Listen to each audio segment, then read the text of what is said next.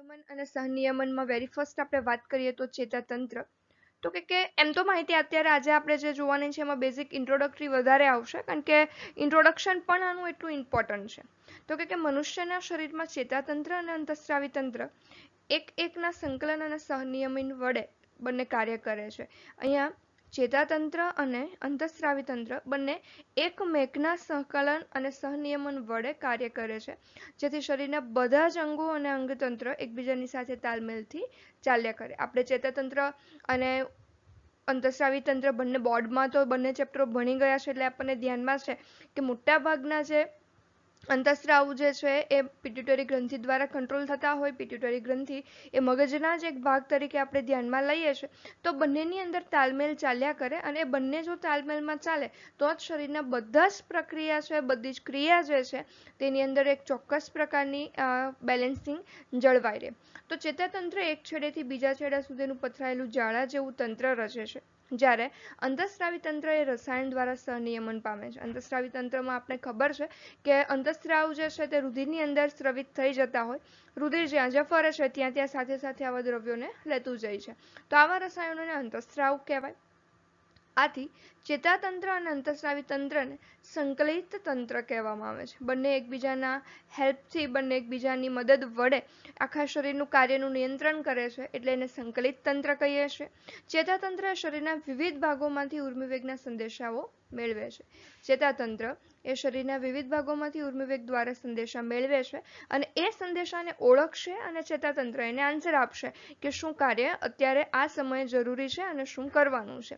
તો આ ઉર્મિવેગનું ઝડપથી વહન એ ચેતાતંત્ર દ્વારા સંબંધ ધરાવે છે. એ ચેતાતંત્ર ડાયરેક્ટ પોતે પણ માહિતી લઈ જાય, બની શકે ચેતાતંત્ર અંતઃસ્રાવી તંત્રને માહિતી આપે, બની શકે ચેતાતંત્ર કોઈ અંગને માહિતી આપે, અને બની શકે કે ચેતાતંત્ર માહિતી ન પણ આપે. ડિપેન્ડ્સ કે કેવી પરિસ્થિતિ છે અને કેવી માહિતી મેળવે છે, કે કેવું ઉર્મિવેગ મેળવે છે. તો વેરી ફર્સ્ટ આપણે વાત કરીએ ચેતાતંત્રમાં, તો કે પ્રાણીઓના ચેતાતંત્રના કોષો એ ખૂબ વિશિષ્ટ પ્રકારના છે, જે બનેલું છે ચેતાકોષનું. લગભગ આપણે 10મા ધોરણથી ચેતાકોષનું બંધારણ, એની લાક્ષણિકતા જોતા આવીએ છીએ, જે સંવેદનાની ઓળખ, ગ્રહણ અને એનું વહનનું કાર્ય કરશે.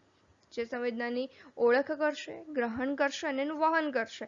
તો કે ગ્રહણ શેના દ્વારા કરે છે? તો કે આપણને ખબર છે શિખાતંતુ દ્વારા એનું ગ્રહણ થાય છે, ત્યારબાદ આખા અક્ષ વડે એનું વહન થાય છે, અને એ વહનને ઓળખીને મગજના ભાગે એનાલિસિસ કરશે, એટલે સંવેદનાની ઓળખ પણ થશે. નિમ્ન કક્ષામાં અપૃષ્ઠવંશીમાં ચેતાતંત્ર ખૂબ સામાન્ય પ્રકારનું છે, જેમ કે હાઇડ્રામાં ચેતાતંત્ર એ જટિલ જાળાની માફક ગોઠવાયેલું છે, જેને ચેતા જાળ કહેવાય. કીટકોમાં ચેતાતંત્ર એનાથી થોડું જટિલ છે, જે મગજ અને તેને સાંકળતા ચેતાકંદ અને ચેતાપેશીનું બનેલું છે. આના માટે તમે વંદાના ચેતાતંત્રનું રેફરન્સ લઈને યાદ રાખી શકો. પૃષ્ઠવંશીમાં ખૂબ જ વિકસિત ચેતાતંત્ર છે, કે જે એના ચેતાતંત્ર દ્વારા જ શરીરના આખા બધા જ ભાગો છે તેના નિયમનને સારી રીતે બેલેન્સ કરી લેતું હોય.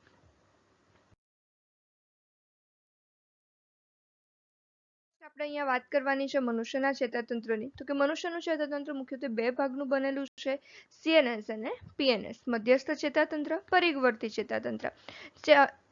જે સીએનએસ છે તે મગજ અને કરોડરજ્જુને સાંકળે છે. અહીંયાથી હવે આપણે એમસીક્યુ સ્ટાર્ટ થઈ જશે. સેન્ટ્રલ નર્વસ સિસ્ટમ છે તે કયા બે ભાગને સાંકળે છે? મગજ અને કરોડરજ્જુને સાંકળે છે. જ્યારે આ ભાગોમાં માહિતીઓની ક્રિયા અને નિયમન થાય છે. પીએનએસ એ સમગ્ર શરીરમાં પથરાયેલી ચેતાનું બનેલું છે, એટલે કે પરિવર્તી ચેતાતંત્ર એ આખા શરીરમાં પથરાયેલી ચેતાનું બનેલું છે, કે જે બધી માહિતીને ગ્રહણ કરીને કઈ બાજુ મોકલશે? તો કે સેન્ટ્રલ નર્વસ સિસ્ટમમાં, કરોડરજ્જુ, અને કરોડરજ્જુમાંથી પછી મગજમાં પહોંચે. ઘણી ક્રિયાઓનું નિયમન કરોડરજ્જુમાં જ થઈ જતું હોય, અને ઘણી ક્રિયાને મગજ સુધી મોકલાવવાની જરૂર ઊભી થાય. તો એના આધારે અહીંયા બે પ્રકારના તંતુ છે, અંતર્ગામી તંતુ અને બહિર્ગામી તંતુ. નામ ઉપરથી આપણને ખબર પડી શકે કે અંતર્ગામી ચેતાતંતુ ઉર્મિવેગનું વહન અંગથી સીએનએસ સુધી, એટલે કે અંતર્ગામી એટલે કે બહારના ભાગોથી મગજ કે પછી કરોડરજ્જુ સુધી આવે છે, એટલે અંતર્ગામી. અને ત્યાં એનું એનાલિસિસ થઈને ફરી પાછો આન્સર જે મોકલાવવામાં આવે છે તે કોના વડે? તો કે બહિર્ગામી તંતુ વડે. જે આ પ્રક્રિયા કોના દ્વારા કમ્પ્લીટ થાય છે? સીએનએસ, સેન્ટ્રલ નર્વસ સિસ્ટમ દ્વારા. તો કે પરિવર્તી અંગ તરફ મોકલાવે છે. અને આ જે આખું તંત્ર છે તે મધ્યસ્થ તંત્રનું નિયમન આખું કોના પર આધારિત છે? તો કે પરિઘવર્તી ઉપર આધારિત છે. કારણ કે જો પરિઘવર્તી માહિતી લઈને મધ્યસ્થ ચેતાતંત્ર સુધી નહીં પહોંચાડે તો કોઈ પણ પ્રકારનું એનાલિસિસ થશે નહીં. આથી હવે પરિઘવર્તી ચેતાતંત્ર ફરી પાછા બે પ્રકારમાં વેચાય છે. એક છે તે દૈહિક ચેતાતંત્ર અને બીજું છે તે સ્વયંવર્તી ચેતાતંત્ર. હવે દૈહિક ચેતાતંત્ર ઉપરથી આપણે એ પણ સમજી શકીએ કે સીધી વાત છે, દૈહિક ચેતાતંત્ર જે છે તે સ્વયંવર્તી નહીં હોય, મતલબ કે એના માટે એક બીજું કંટ્રોલિંગ સિસ્ટમ અથવા તો આપણે એમ કહીએ કે આપણે હાથની પણ વાત હોઈ શકે. જ્યારે સ્વયંવર્તી ચેતાતંત્ર છે તે આપણા કંટ્રોલમાં હોતું નથી, એ આપણાથી કોઈ નિયમન થતું નથી. આથી દૈહિક ચેતાતંત્ર માટે નામ આપેલું છે સોમેટિક ન્યુરલ સિસ્ટમ અને ઓટોમેટિક ન્યુરલ સિસ્ટમ આપણને આપ્યું છે ANS.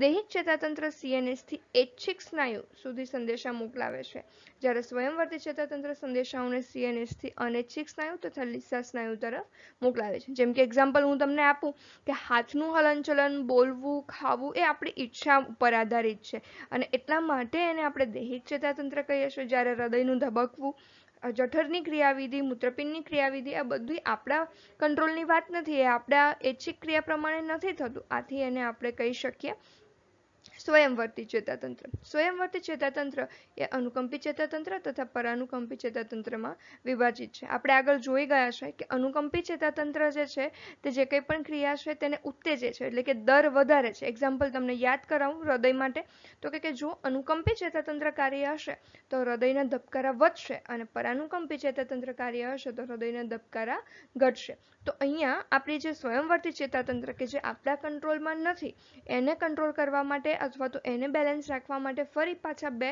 ચેતાતંત્ર ધ્યાનમાં આવે છે, જેને આપણે કહીએ છીએ અનુકંપી ચેતાતંત્ર અને પરાનુકંપી ચેતાતંત્ર. તો અહીંયા તમે એક વસ્તુ ધ્યાનમાં લો ને તો ઇનડાયરેક્ટ આપણે અહીંયા આખું વર્ગીકરણ જોઈ લીધું કે મધ્યસ્થ ચેતાતંત્ર અને પરિઘવર્તી ચેતાતંત્ર. પરિઘવર્તી ચેતાતંત્રમાં ફરી પાછા દૈહિક અને સ્વયંવર્તીમાં ફરી પાછા ધ્યાનમાં આવે છે અનુકંપી અને પરાનુકંપી. તો તમે આના ઉપરથી એક ટેબલ પણ બનાવી શકો અને આવી રીતે યાદ રહે તો પણ કોઈ પ્રોબ્લેમ નથી, ઇઝીથી રહી જશે યાદ. નેક્સ્ટ જોઈએ તો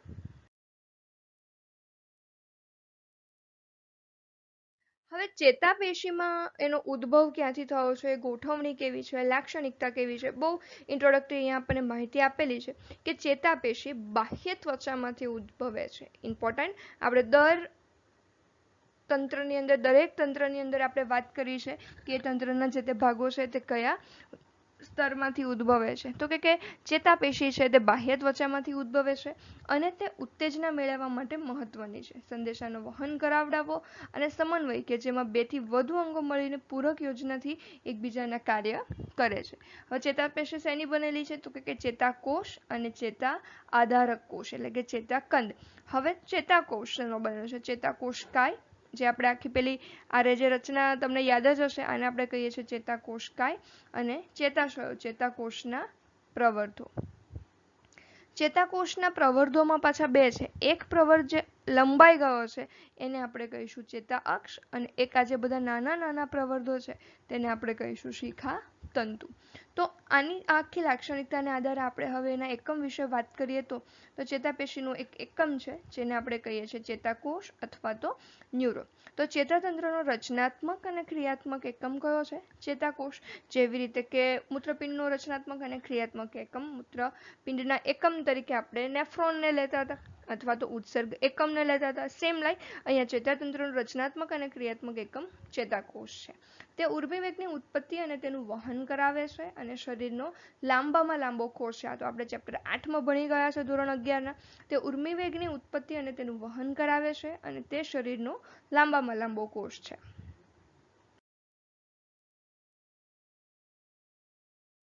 ચેતાકોષની રચના, તો કે ચેતાકોષ એ કોષકાય અને પ્રવર્ધ ધરાવે છે. હમણાં ઉપર આપણે કોઠામાં પણ જોયું. અને પ્રવર્ધ બે હોઈ શકે, એક શિખાતંતુ અને એક લંબાયેલો પ્રવર્ધ એટલે કે અક્ષતંતુ. તો વેરી ફર્સ્ટ આપણે વાત કરીએ ચેતાકોષકાય અથવા કાય અથવા તો પેરિકેરિયોન. કેમ એને નામ કહેવામાં આવશે પેરિકેરિયોન? કેરિયોન અર્થાત થશે કોષ કેન્દ્ર અને એની વચ્ચે અહીંયા આપણે ધ્યાનમાં લીધે કે ચેતાકોષનું કોષ કેન્દ્ર અહીંયા છે તો કોષ કેન્દ્રની આખો ફરતો વિસ્તાર એટલે એને કહેવામાં આવે પેરી કેરિયર. તે એક કોષ કેન્દ્રીય યુક્ત કોષરસ ધરાવે છે. કોષરસમાં તારા કેન્દ્ર સિવાય બધી જ જૈવિક અંગિકા જોવા મળે છે. અને જો તમને ધ્યાનમાં હશે કે કયા કોષોનું વિભાજન થતું નથી, તો એમાંનો એક ચેતાકોષ આપણે ત્યાં ધ્યાનમાં લીધેલો કે કોષ વિભાજન નથી થતું. તો શું કામ નહીં થાય? તો કે તારા કેન્દ્ર નથી, આથી એનું વિભાજન પણ શક્ય નથી. પણ આપણને ત્યાં પ્રશ્ન થાય કે વનસ્પતિમાં તો તારા કેન્દ્ર નથી, તો પણ વિભાજન થાય છે.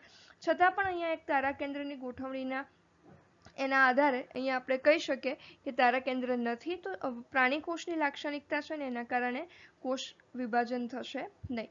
તારા કેન્દ્ર સિવાય બધી જ જૈવ અંગિકા જોવા મળે છે. ચેતાકોષમાં તારા કેન્દ્ર હોતું નથી, તેથી કોષ વિભાજન થતું નથી. કારણ કે વનસ્પતિની જેમ ત્યાં કોઈ પણ સૂક્ષ્મ નલિકાઓ અથવા તો સૂક્ષ્મ તંતુ ગોઠવાઈ શકે નહીં. કેટલીક બીજી જેવી કે નિઝલની કણિકા અને ચેતાતંતુ પણ ચેતાકોષમાં જોવા મળે છે. નિઝલની કણિકા એટલે આપણે ધ્યાનમાં રાખીએ શું છે અહીંયા, નેક્સ્ટ આપણને આપેલું જ છે. અને ચેતાતંતુ તો કે હવે નિઝલની કણિકા અંતઃકોષરસ જાળ અને રિબોઝોમ એ કણિકા જેવી રચના બનાવે છે. અંતઃકોષરસ જાળ અને રિબોઝોમ એ નાની નાની ત્યાં કણિકા જેવી રચના બનાવે છે, તેને નિઝલની કણિકા કહેવાય અથવા તો એને ટિગ્રોઇડ બોડી કહેવાય. આપણે ચેપ્ટર નંબર 8માં પણ આને વાત કરી ગયા છે. આ શબ્દ આવી ગયો છે, આપણા માટે નવો ન હોવો જોઈએ. નિઝલની કણિકા અથવા તો ટિગ્રોઇડ બોડી. તે પ્રોટીન ઉત્પાદનનું મુખ્ય કેન્દ્ર છે. બટ ઓબ્વિયસ છે, રિબોઝોમ છે તો પ્રોટીન ઉત્પાદન જ કરશે. સ્થાન ચેતાકોષકાય અને શિખાતંતુમાં. કઈ કઈ જગ્યાએ જોવા મળે છે? ચેતાકોષકાય અને શિખાતંતુમાં. હા, અક્ષતંતુમાં જોવા મળશે નહીં, આપણે ધ્યાનમાં રાખવાનું છે. કોષરસમાં ઘણી નાની તંતુક જોવા મળે છે, જેને ચેતાતંતુક કહેવાય. તેઓ ચેતાકોષકાયમાં આંતરિક વહનમાં મદદ કરે છે, કારણ કે માહિતી ત્યાંથી ગ્રહણ કરશે અને એનું વહન પછી આંતરિક ભાગોમાં કરશે. બીજું છે નેક્સ્ટ આપણને આપેલું છે કોષીય પ્રવર્ત. કોષીય પ્રવર્તમાં બે છે, શિખાતંતુ અને ચેતાક્ષ. તો શિખાતંતુ તે કોષના નાના પ્રવર્ત છે. તેના નાની શિખાઓને શિખાતંતુક કહેવાય. શિખાતંતુઓ કેટલાક ગ્રાહી ધરાવે છે, તેથી શિખાતંતુ ઉત્તેજના મેળવે છે અને કેન્દ્રગામી એટલે કે કોષકાય તરફ એનું વહન કરાવે છે. શું કામ એ વહન કરી શકે અથવા તો ગ્રહણ કરી શકાય? કારણ કે ગ્રાહી અણુ ધરાવે છે. ચેતાક્ષ લાંબો પ્રવર્ધ છે. તે ચેતાકોષકાયનો લાંબામાં લાંબો પ્રવર્ધ છે. તેનો વ્યાસ એક સમાન હોય છે. તે ચેતાક્ષનો કોષરસ ધરાવે છે. તે આખો કોષરસ ધરાવે છે. ઇન શોર્ટ કે એક પ્રકારનો પ્રવર્ધ છે, પણ સૌથી લાંબો પ્રવર્ધ એટલે એને આપણે કહીએ છીએ ચેતાનો અક્ષ.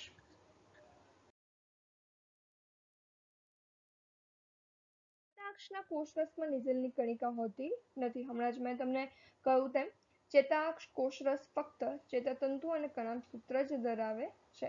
કણાભસૂત્ર શું કામ? તો કે ત્યાં આપણે ધ્યાનમાં લીધેલું છે કે ઓલરેડી જે ધ્રુવીકરણ વિધ્રુવીકરણની પ્રક્રિયા માટે ઉર્જા વપરાય, તો ઉર્જા જ્યાં જ્યાં વપરાય છે ત્યાં તો કણાભસૂત્રની હાજરી અનિવાર્ય છે. અને ચેતાતંતુ તો બટ ઓબ્વિયસ છે કે જેનું બંધારણ છે એ તો હશે જ. આથી એની અંદર ચેતાતંતુ અને કણાભસૂત્ર જ ધરાવે છે. ચેતાક્ષ બાહ્ય આવરણથી સુરક્ષિત છે. ચેતાકોષકાયનો ભાગ કે જ્યાં ચેતાક્ષ ઉત્પન્ન થાય છે તેને એક્ઝોન હિલ્લોક કહેવામાં આવે છે. અહીંયા ધ્યાન આપો 2 મિનિટ માટે. આકૃતિમાં માનો કે આ એક તંતુ, તો આ જે પોર્શન છે એને આપણે કહીશું એક્ઝોન હિલ્લોક. જુઓ હવે વાંચો. ચેતાક્ષ બાહ્ય આવરણ સુધી સુરક્ષિત છે. ચેતાકોષકાયનો ભાગ, આ ચેતાકોષકાયનો ભાગ છે જ્યાંથી ચેતા અક્ષ ઉત્પન્ન થાય તેને એક્ઝોન હિલ્લોક કહેવાય. તો એક્ઝોન હિલ્લોક એ ચેતાનો ઉત્તેજિત વિસ્તાર કહેવાય, કારણ કે ત્યાં સક્રિય કલાવિત સ્થિતિમાન ઉત્પન્ન થાય છે. અહીંયાથી માહિતી મેળવાય અને પછી અહીંયા સક્રિય કલાવિત સ્થિતિમાન ઉત્પન્ન થાય, ત્યાંથી પછી ક્રમશઃ આગળ છે તે માહિતી ચાલ્યા કરશે. ચેતાક્ષના છેડાનો ભાગ જે છે તે બટન આકારમાં વહેંચાયેલો હોય છે, તેને ટીલો ડેન્ડ્રિયા કહેવાય. આપણે બુકમાં પણ આપેલા છે આવી રીતે ગોઠવાયેલા ભાગો. બટન આકારના ભાગ જેને કહેવામાં આવે ટીલો ડેન્ડ્રિયા. ટીલો ડેન્ડ્રિયામાં વધારે પ્રમાણમાં કણાભસૂત્ર જોવા મળે છે. શું કામ? તો કે આકૃતિ પણ મેં તમને જૂના સિલેબસની એક માહિતી ત્યાં લખાવડાવેલી આકૃતિ પણ જોયેલી. જો તમને યાદ હશે તો એસિટાઇલ કોલાઇન અહીંયા જે છે તે કે કોલાઇન એસિટાઇલ ટ્રાન્સફરેઝ ઉત્સેચકની મદદથી એસિટાઇલ કોલાઇન ઉત્પન્ન કરે છે, જે એસિટાઇલ કોલાઇન પુટિકામાં સંગ્રહ થાય છે અને તેના ફરી અંતઃવહન માટે આપણને શું જોઈએ છે? એટીપી જોઈએ છે. એ એટીપી કોણ પૂરી પાડે છે? તો કે કણાભસૂત્ર પૂરી પાડે છે. તમારી બુકમાં આકૃતિ દોરેલી હશે, એક વખત રેફરન્સ લઈ લેજો તો તમને વધારે સારી રીતે સમજાશે કે ત્યાં કણાભસૂત્રની હાજરી શું કામ જરૂરી છે.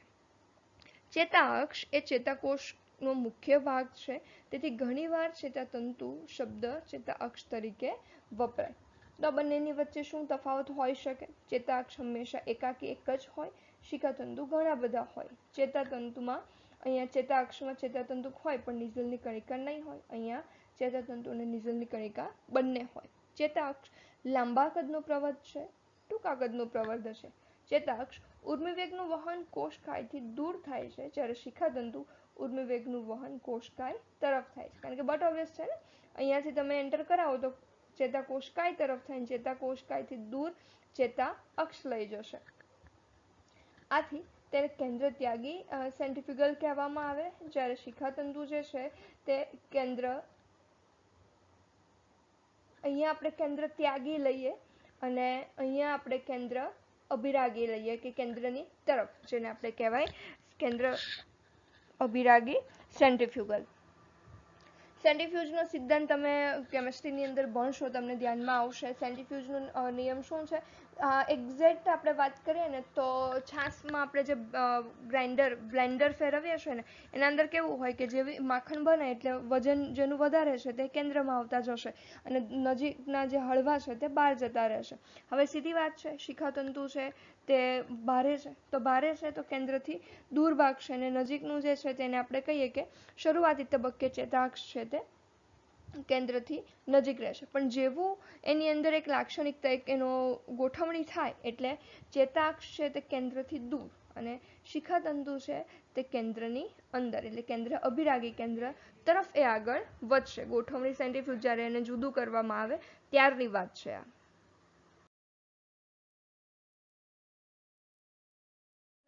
આપણે ધ્યાનમાં છે કે આખું ચેતાઅક્ષમાંથી હવે માનો કે ઋણ ધન ઇલેક્ટ્રોન પસાર થાય તો જેમ વાયરનું મેં તમને એક્ઝામ્પલ આપેલું કે અહીંયાથી ઇલેક્ટ્રોન જેવી રીતે બહાર નીકળે એવી રીતે અહીંયા વહન થતી સંવેદના પણ બહાર નીકળી શકે. હવે એવું નહીં થાય એટલા માટે ત્યાં શું કરશે એ લોકો? તો કે અહીંયા દરેક કોષની ઉપર એક મેદનું આવરણ થઈ જશે અને એને કહેવામાં આવે છે મજ્જાપડ. આ જે મેદનું આવરણ છે તેને આપણે મજ્જાપડ કહીએ. તો કે માયલિન મજ્જા એ ફેટી દ્રવ્ય છે જે ખૂબ ઊંચું વીજ અવરોધક છે, જે ઇલેક્ટ્રિક વાયર અને તેના પર આવેલા રબર જેવી રચના છે. પરિવર્તી ચેતાતંત્રમાં એની કઈ રીતની રચના છે જોઈએ. ચેતાક્ષ ફોસ્ફોલિપિડ, કયું? તો કે સ્ફિંગોમાઇલિન. ચેપ્ટર નંબર 9 માં ધ્યાનમાં આવી ગયું છે આપણને. ચેતાક્ષ ફોસ્ફોલિપિડ કયા પ્રકારનું લિપિડ? તો કે શું નામ છે? સ્ફિંગોમાઇલિનના સ્તરથી આવૃત છે, જેને મજ્જા અથવા તો મજ્જા આવરણ કહેવાય. મજ્જા પાતળા કોષ પટલ પર આવૃત છે, જેને ચેતાતંતુ પડ અથવા તો શ્વાન કોષનું આવરણ કહેવામાં આવે છે. ચેતાતંતુ પડ શ્વાન કોષના બનેલા છે. પરિવર્તી ચેતાતંત્રમાં શ્વાન કોષો દ્વારા ચેતાક્ષની આસપાસ સમકેન્દ્રીય આવરણમાં માયલિનના આવરણ જમા થવાથી માયલિનોજેનેસિસની શરૂઆત થાય. કોની અંદર? સ્પેશિયલી પરિવર્તી ચેતાતંત્રમાં. ધ્યાનમાં રાખજો, ચેતાક્ષની આસપાસ મજ્જા આવરણ અસતત હોય. દેખાય છે? અહીંયા મેં નથી ડ્રો કર્યું, આ અસતત છે. જ્યાં મજ્જા આવરણથી સુરક્ષિત ન હોય એ અંતરાય એટલે કે ખાલી ભાગને રેનવીરની ગાંઠ કહેવાય. મજ્જા આવરણના જનનમાં શ્વાનના કોષો ભાગ લે છે, જે કાર્ય કરે છે માયલિનોજેનેસિસ માટેનું. માયલિનનું આવરણ અવાહક સ્તર છે. કોનું અવાહક સ્તર છે? તો કે વીજ અવાહક સ્તર છે. ઇલેક્ટ્રોનને બહાર પ્રસરવા દેશે નહીં. જ્યારે મધ્યસ્થ ચેતાતંત્રમાં માયલિનોજેનેસિસ માટે શું છે તે જોઈએ તો કે ચેતાતંતુ પડ અથવા તો શ્વાન કોષો હાજર હોતા નથી. આથી ત્યાં માયલિનોજેનેસિસ પ્રક્રિયા ઓલિગો ડેન્ડ્રોસાઇટ્સ ન્યુરોગેંગ્લિયાની મદદથી થાય છે. ત્યાંથી ત્યાં પ્રક્રિયા ઓલિગો ડેન્ડ્રોસાઇટ્સ ન્યુરોગ્લિયાની મદદથી થાય છે. ન્યુરોગ્લિયા મદદ એટલે શું છે? ત્યાં મેદ જ નથી, ત્યાં ચેતાની ઉપર પડ જ નથી, અથવા તો આપણે એમ કહીએ કે તેમાં શ્વાન કોષ હાજર નથી, તો શ્વાન કોષ વડે જે મેદનું સ્ત્રાવ થાય છે તે નહીં થાય. એટલે ઓલિગો એટલે આપણે સામાન્ય રીતે કહી શકીએ કે નાના અણુ. તો ઓલિગો ડેન્ડ્રાઇટ્સ ન્યુરોગ્લિયાની મદદ વડે ત્યાં આવરણ રચાય છે. જે ચેતાઓમાં મજ્જા આવરણ હાજર છે તેને મજ્જિત ચેતાકોષ કહેવાય અને અમુક ચેતામાં મજ્જા આવરણ ગેરહાજર છે, જેને અમજ્જિત ચેતાકોષ કહેવાય. તંતુઓ કરોડરજ્જુ ચેતા અને મસ્તિષ્ક ચેતાઓમાં જોવા મળે છે. જ્યારે અમજ્જિત ચેતાઓ શ્વાનકોશ વડે આવૃત છે, જેમાં મધ્ય આવરણ બનતું નથી, તે સ્વયંવર્તી તંત્ર અને દૈહિક તંત્રમાં જોવા મળે છે. આ પોઈન્ટ આપણા માટે બહુ ઇમ્પોર્ટન્ટ થશે. મજ્જિત ચેતા તંતુઓ કરોડરજ્જુ, ચેતા અને મસ્તિષ્કમાં જોવા મળશે. મજ્જિત ક્યાં જોવા મળશે? કરોડરજ્જુ અને મસ્તિષ્ક ચેતામાં. જ્યારે અમજ્જિત ચેતાતંતુ જે શ્વાનકોશ વડે આવૃત છે, જેમાં મધ્ય આવરણ બનતું નથી, તે સ્વયંવર્તી તંત્ર અને દૈહિક તંત્ર. આગળ આપણે જોઈ ગયા ને, સ્વયંવર્તી તંત્ર અને દૈહિક તંત્ર, હાથના હલનચલન વગેરે જે કાર્ય છે તે છે, હૃદયના ભાગો, આ બધામાં મધ્યનું આવરણ હશે નહીં. અહીંયા ભૂખરું દ્રવ્ય તે ચેતાકોષનું બનેલું છે. ચેતાકોષકાય અને અમજ્જિત ચેતાતંતુ ધરાવે છે. ભૂખરું દ્રવ્ય શું છે? ચેતાકોષનું બનેલું છે. ચેતાકોષકાય ધરાવે છે અને અમજ્જિત ચેતાઓ ધરાવે છે. આ ભૂખરા તંતુ છે. જ્યારે શ્વેત દ્રવ્ય તે માયલિનેટેડ ચેતાતંતુ ધરાવે છે, જેને શ્વેત તંતુ કહેવાય. સામાન્ય રીતે ભૂખરું દ્રવ્ય અને શ્વેત દ્રવ્ય કઈ રીતે મગજને જોવા મળે? તો કે આ મગજનો ભાગ છે. આ જે તમને સપાટી આપેલી છે, એ સપાટી જો મગજને કાપવામાં આવે તો આ રીતે દેખાય. તો તમને ક્લિયરલી દેખાય છે કે વચ્ચેનું દ્રવ્ય છે એ થોડું શ્વેત દ્રવ્ય અને એની ફરતે રહેલું દ્રવ્ય છે તેને ભૂખરું દ્રવ્ય કહી શકાય. અહીંયા કે આપણે યાદ રાખવાના છે એક પોઈન્ટ કે ચેતાકોષનો સમૂહ, તો કે કેન્દ્ર જ્યાં છે ત્યાં શબ્દ CNS સેન્ટ્રલ નર્વસ સિસ્ટમ મગજ અને કરોડરજ્જુ માટે વપરાય છે, જ્યારે ચેતાકંદ જે છે તે સેન્ટ્રલ નર્વસ સિસ્ટમ સિવાયના PNS માટે વપરાય છે. ચેતાતંતુના સમૂહ માર્ગ CNSમાં હોય છે, જ્યારે ચેતા શેમાં હોય છે? PNSમાં. વહન કોના દ્વારા થાય છે? CNSમાં. અને જ્યારે ચેતાની ગોઠવણી શેમાં થયેલી હોય? પેરિફેરલ નર્વસ સિસ્ટમમાં.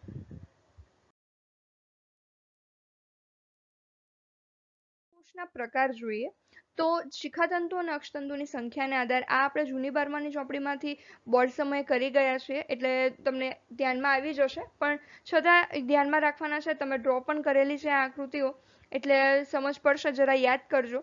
એક ધ્રુવીય, દ્વિધ્રુવીય અને બહુધ્રુવીય. હું શોર્ટમાં અહીંયા આકૃતિ તમને દોરીને બતાવી દઉં છું. આ એક ધ્રુવીય,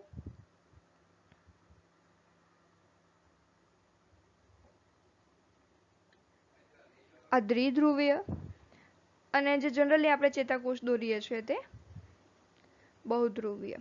કયો ભાગ ક્યાં જોવા મળે છે તે આપણે ધ્યાનમાં રાખીએ તો ચેતાકોષમાંથી ઉદ્ભવતો એકાકી પ્રવધ જે છે તેમાં એક ચેતાઅક્ષ જોવા મળે છે. હવે એક ચેતાઅક્ષનો જે ભાગ છે તેમાં શું જોવા મળશે? તો કે ભ્રૂણનું ચેતાતંત્ર છે.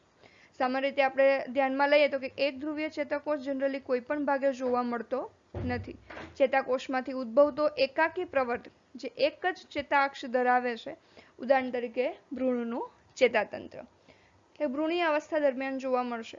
દ્વિધ્રુવીય ચેતાતંત્ર ચેતાકોષમાંથી ઉદ્ભવતા બે પ્રવર્ધ છે, એક ચેતાક્ષ અને શિખાતંતુ, જેમાં આપણને જોવા મળશે નેત્રપટલની અંદર દંડ અને શંકુની અંદર. આપણે આગળ જોઈશું આંખની રચના એમાં.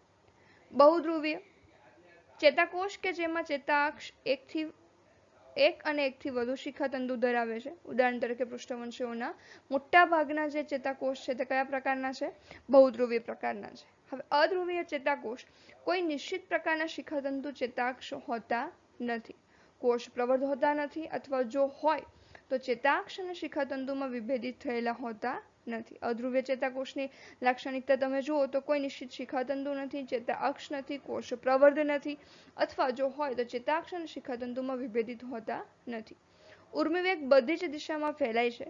એક્ઝામ્પલ આપણે લઈએ તો હાઇડ્રા અને નેત્રપટલના એમાક્રાઇન એટલે કે અનુપ્રસ્થ ચેતાકોષની અંદર આપણને જોવા મળશે. અધ્રુવીય ભાગ કે જે માત્ર આપણને આ જે ભાગ આપેલો છે ને એ આપણને અધ્રુવીય ભાગ આપેલો છે, કે જે હાઇડ્રા અને નેત્રપટલના એમાક્રાઇનમાં એટલે કે અનુપ્રસ્થ ચેતાકોષની અંદર જોવા મળશે.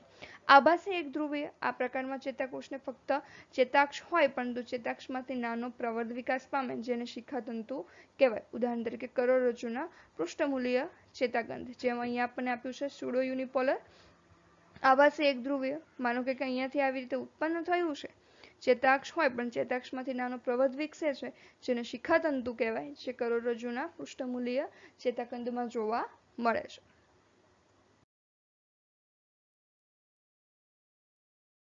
આપણે ચેતાકોષના પ્રકાર જોઈએ તો કે સંવેદી અથવા તો અંતર્વાહી સંવેદી અંગ જે છે તે CNS એના માટે જવાબદાર છે.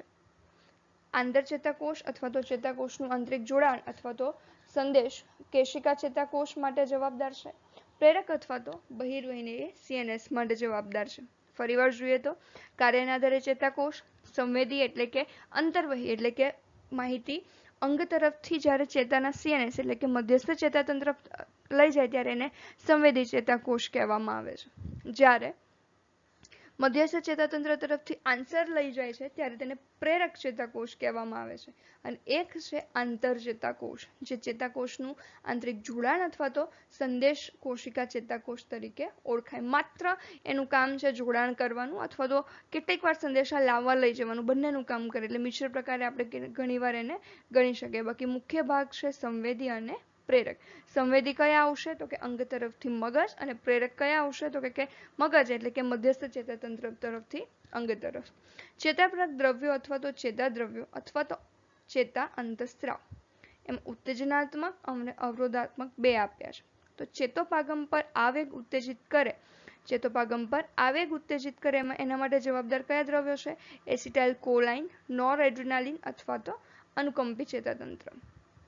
આપણે વાત કરીએ ને કે ઉત્તેજના વધારે, અવરોધાત્મક ચેતોપાગમ પર આવેગ અવરોધે છે, જેમ કે ગામા એમિનોબ્યુટ્રિક એસિડ છે એનું ફૂલ ફોર્મ, ડોપામાઇન અને ગ્લાયસિન આપણે કહી શકીએ અવરોધાત્મક કાર્ય કરે છે.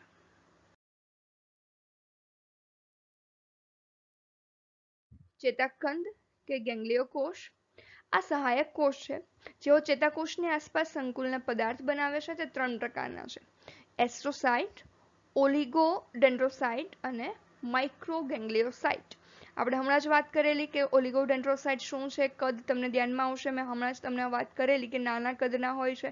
તો અહીંયા એસ્ટ્રોસાઇટ બાહ્યાકાર વિદ્યા, મોટા કોષ અસંખ્ય પ્રવર્ત. કોને કહેવાશે એસ્ટ્રોસાઇટ? મોટા કોષ હોય અને પ્રવર્ત અસંખ્ય હોય. કાર્ય શું છે? રુધિર મસ્તિષ્ક અંતરાય બનાવે છે. એટલે કે રુધિર અને મસ્તિષ્કને જોડતા ભાગ.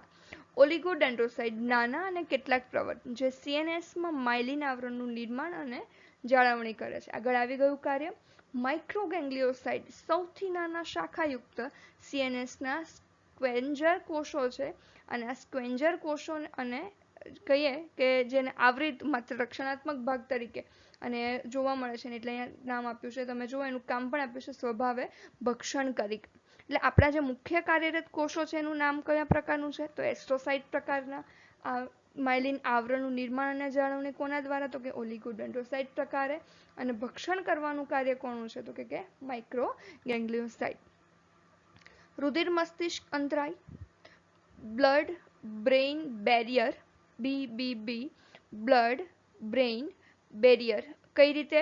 આ બેરિયર એટલે શું છે કે અવરોધ. માનો કે મસ્તિષ્ક અને આ રુધિરવાહિની, માનો કે આ બ્રેઇનનો વિસ્તાર છે અને આ રુધિરવાહિની છે, તો એમાં કઈ રીતે આપલે થતી હોય તો કે રુધિર મસ્તિષ્ક અંતરાય વાહિનીયુક્ત અધિચ્છદ દ્વારા બને છે, જે અસામાન્ય ઊંચા વિદ્યુત અવરોધ દ્વારા બને છે, જે અસામાન્ય ઊંચા વિદ્યુત અવરોધ દ્વારા એકબીજાની સાથે સખત રીતે જોડાય છે. અને આ સખત રીતે જોડાય એટલે એકબીજાની સાથે જોડાણ થવાથી એની અંદર રુધિરની આપલે અને વિદ્યુતની આપણે કહી શકીએ ઇલેક્ટ્રોનની આપલે એની અંદર થતી જોવા મળે છે. નેક્સ્ટ આપણે વાત કરીએ તો કઈ રીતે વિદ્યુતનું વહન થતું હશે. તો વિશ્રામી સ્થિતિ આપણે આજે આ પાઠમાં જોઈ લઈએ. તો વિશ્રામી સ્થિતિમાં શું છે? તમે જુઓ કે સિમ્પલ ખાલી આ આકૃતિ છે ને એને ઇમેજિનેટ કરજો. આપણે જે આકૃતિ ભણ્યા છે એને લઈને તો તમને ધ્યાનમાં આવી જશે કે આ સોડિયમ પોટેશિયમ પંપ છે અને અહીંયા કઈ રીતે માહિતી આવે જાય છે, કેટલા પ્રમાણમાં આવે જાય છે તમને સમજાઈ જશે. તો અહીંયા વોલ્ટેજ ગેટેડ ચેઇન જે છે તે હાલ અત્યારે ક્લોઝ છે કારણ કે વિશ્રામી સ્થિતિ છે.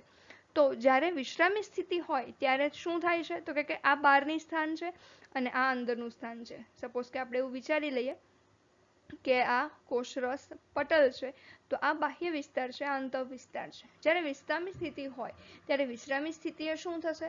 ત્યારે 3 સોડિયમ છે તે બહાર નીકળશે અને 2 પોટેશિયમ છે તે અંદર જશે.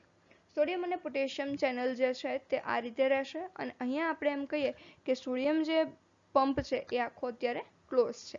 હવે વાત કરીએ ચેતાકોષના કોષ સ્તર કલા પર વિસ્થિતિમાનનો તફાવત હોય છે, જેમાં કોષની અંદરની બાજુ બહાર કરતા ઋણ વીજભાર વધારે હોય આવી કલાને ધ્રુવીકૃત કલા કહેવાય. આપણને ધ્યાનમાં છે ને, કારણ કે જો સામાન્ય અવસ્થા છે તો ઋણ વીજભાર ત્યાં શું હશે, કોષની અંદર બાજુ બહારની બાજુ કરતા ઋણ વીજભાર વધારે હોય. સમજાય છે લાઈન? કોષની અંદરની બાજુ બહાર કરતા ઋણ વીજભાર વધારે હોય. આ કલાને ધ્રુવીકૃત કહેવાય. કલા સ્તર પર વિસ્થિતિમાનના તફાવતને વિશ્રામી કલા વિસ્થિતિમાન કહેવાય. કલા સ્તર પર સ્થિતિમાનના તફાવતને વિશ્રામી કલા વિસ્થિતિમાન કહેવાય. જ્યારે કોઈ પણ પ્રક્રિયા અદલબદલ થઈ નથી રહી ત્યારે, અને એ સમયનો વોલ્ટેજ 70 મિલીવોલ્ટ હોય છે. ધ્યાનમાં રાખજો, ઇમ્પોર્ટન્ટ આંકડા છે. તે સમયનો જે વીજભાર છે તે 70 મિલીવોલ્ટ હોય. ઋણ નિશાની સૂચવે છે કે કોષમાં અંદરની બાજુ બહારની બાજુ કરતાં વધુ ઋણ વીજભાર આવેલો છે. આથી વિસ્તાર -60 થી -85 ની વચ્ચે હોઈ શકે. વિશ્રામિક કલા વિસ્થિતિમાનની જાળવણી આયનોની સક્રિય સ્થાનાંતર અને નિષ્ક્રિય પ્રસરણથી થાય છે. આયનનું સક્રિય સ્થાનાંતર અને નિષ્ક્રિય પ્રસરણ પૂછાય એક્ઝામમાં કે વિશ્રામિક કલા વિસ્થિતિમાનની જાળવણી કઈ રીતે? સક્રિય સ્થાનાંતર તો એ સમયે એટીપી વપરાશે, અને જ્યારે અંદર પ્રસરણ થાય છે ત્યારે કેવું છે? નિષ્ક્રિય. વિશ્રામિક કલા વિસ્થિતિમાન સોડિયમ પોટેશિયમ પંપ દ્વારા વીજ રાસાયણિક ઢાળની વિરુદ્ધ આયનોના સક્રિય સ્થાનાંતરથી નિયંત્રિત થાય છે. તે કોષ રસ સ્તર કલામાં જોવા મળે છે, જે વાહક પ્રોટીન તરીકે ઓળખાય. સમજાયું હશે એટલે જ મેં તમને સૌથી પહેલા બતાવી દીધું કે આ કોષ રસ સ્તર છે અને એની અંદર રહેલી આ વાહક ચેનલો. તે એટીપી દ્વારા પૂરી પાડવામાં આવતી શક્તિ દ્વારા નિર્મિત થાય છે, જેને ચેતાક્ષમાંથી 3 સોડિયમ આયન દૂર થાય અને 2 પોટેશિયમ આયન ઉમેરાય છે. આ આયનોનું સક્રિય સ્થાનાંતરની વિરુદ્ધમાં નિષ્ક્રિય પ્રસરણ થાય. આયનોની ચેતાક્ષ સ્તરમાં પારગમ્યતાથી વિસ્તારની પ્રક્રિયાની ગતિ જાણી શકાય, કે કેટલા પ્રમાણમાં માહિતી મેળવશે અને કેટલા પ્રમાણમાં માહિતી જવા દેશે તેની પારગમ્યતાથી જે તે વિસ્તારની પ્રક્રિયાની ગતિ જાણી શકાય છે. આપણે નેક્સ્ટ ધ્યાનમાં રાખીએ તો સોડિયમ આયન કરતા પોટેશિયમ આયનની કુલ પારગમ્યતા વધારે છે. ચેતાક્ષમાંથી પોટેશિયમ આયનનો ક્ષય સોડિયમ આયનના લાભ કરતા વધુ છે. અહીંયા આપણે એનું પરિણામ જોઈ શકીએ કે ચેતાક્ષમાંથી પોટેશિયમ આયનના ક્ષય તરફ દોરી જાય છે અને ચેતાક્ષમાં ઋણ વીજભારનું નિર્માણ થાય છે. અને સક્રિય સ્થાનાંતર અને નિષ્ક્રિય પ્રસરણના લીધે બહારની બાજુ વધારે ધન વીજભાર અને અંદરની બાજુ વધારે ઋણ વીજભાર હોય છે. અક્ષતંતુનું બાહ્ય આવરણ છે તે ધન વીજભારિત અને અક્ષતંતુનું આંતરિક આવરણ છે તે ઋણ વીજભારિત હોય છે. તો સક્રિય પરિસ્થિતિમાં એક્ઝેક્ટ આનાથી ઊંધી પ્રક્રિયા થશે. તમે જુઓ કે અહીંયા ચેનલ ગેટ ખુલી ગયા છે. ચેનલ ગેટ ખુલ્યા એટલે અહીંયા સોડિયમ અંદર જ્યારે દાખલ થાય છે એ સમયે તમે જુઓ કે આ આઉટસાઇડ છે, આ ઇનસાઇડ છે. તો સોડિયમ પોટેશિયમ પંપની ચેનલો જે તમે જુઓ કે પોટેશિયમ છે તે પાછો બહાર જાય છે, સોડિયમ અંદર દાખલ થાય છે.